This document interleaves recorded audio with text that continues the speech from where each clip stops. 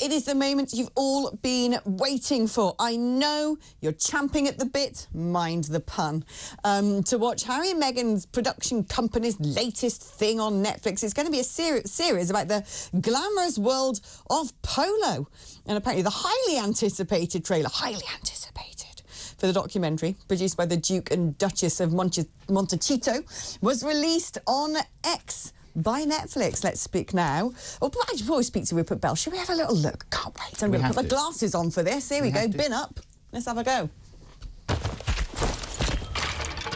Imagine going on a horse at 35 miles an hour with someone coming at you at full speed. The adrenaline that goes through your body, it's addicting. Polo is not just a sport. Polo is a lifestyle. A whole bunch of dangerous things that can happen. It's not a motorized vehicle. It's not a car. I have a 1,200-pound animal. Every day we have to move forward. I'll do whatever I have to, because at the end of the day, I have to win.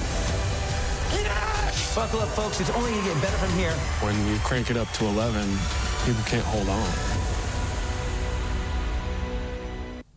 My goodness, did you see the whiteness of some of those teeth? It's not exactly Drive to Survive, is it? I mean, it just looks rubbish. How the other half live? Drive to Survive's become rubbish, though. But this is just like, you know, this isn't like the princess of the people, is it, this particular sport? Let's speak to Rupert Bell, Talk's royal correspondent. Now, we know that Harry and Meghan were sort of paid a pretty penny by Netflix, and they've come up with this. I mean, everyone's been desperate to see a series about polo, haven't they?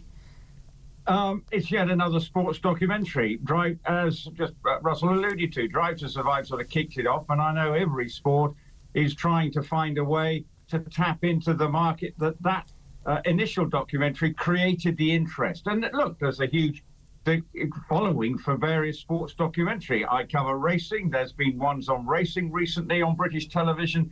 You know, all sports are trying to get into beyond the sort of find something new to tell them. But polo is elite. Now, I looked at the trailer and I'm thinking, I'm not good. What's a British audience going to want really about an American polo players based in America? So over here, polo, I think, is so niche. Look, I've been to polo. I know what goes on. I know people who play it, and I understand the world. It's a sport that is funded by very rich team patrons, and as a lot of equestrian sport is. I've just come back from Rio, from the Global Champions Tour, which again has rich backers for the sport, and polo is no different. And they're trying to create this sort of drama that this family, you know, the pressure of a dad on his son to play, and then it is a blood and gut sport, you know, when you're riding a horse at 35 miles an hour.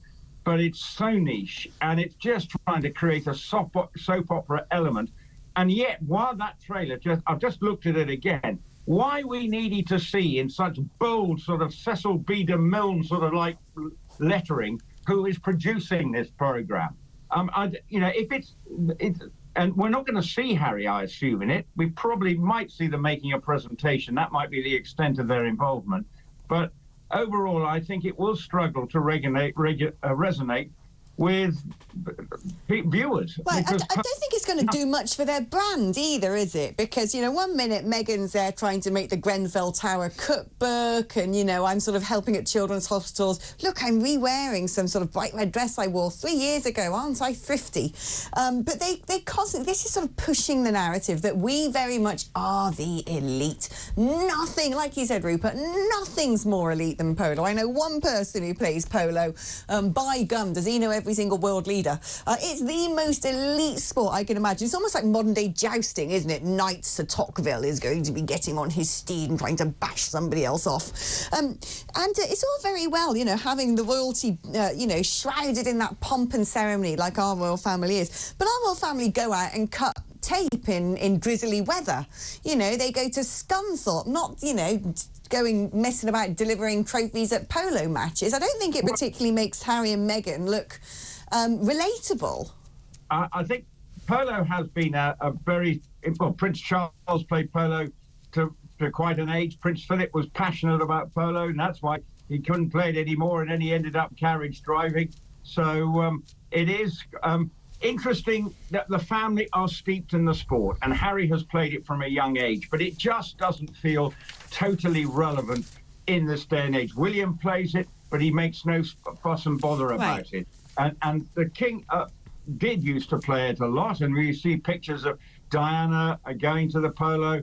I mean, I remember going as a young child when watching members of the royal family play polo, so I've seen it. So it's not a surprise, but does it matter? Polo is so totally irrelevant to most people, to 99% of the population, probably even a smaller amount of the population. Yet it is something that has got lots of wealth attracted to it. But half the people who go to it have no idea they're chucker from a polo stick. So there's, you know, they'll have no idea what's going on half the time. It's not great television because you can't see the ball being hit and whacked around. It is a highly skilled game. Don't get me wrong. The top players are, you have to be a brilliant horse person and indeed, you know, have lots of courage. But actually, it's very niche.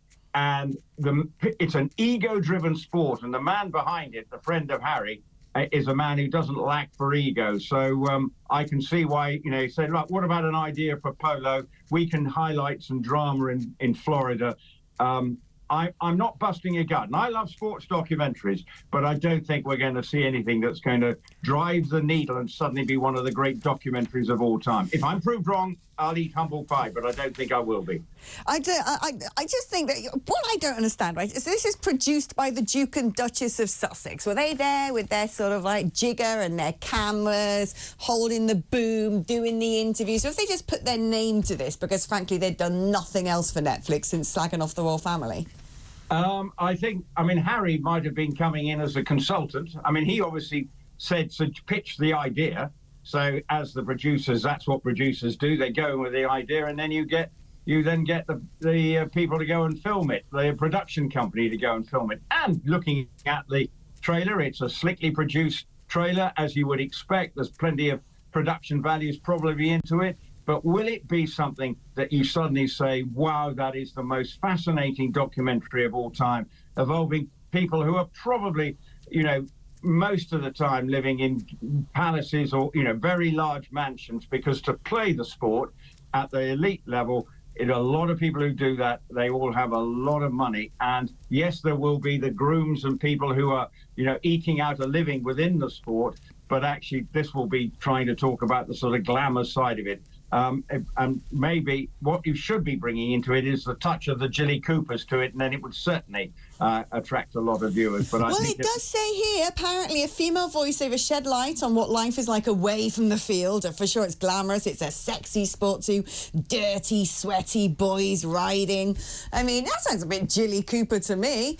Yeah, but again, you know, it's all trying to hype it up. But you know, it's well.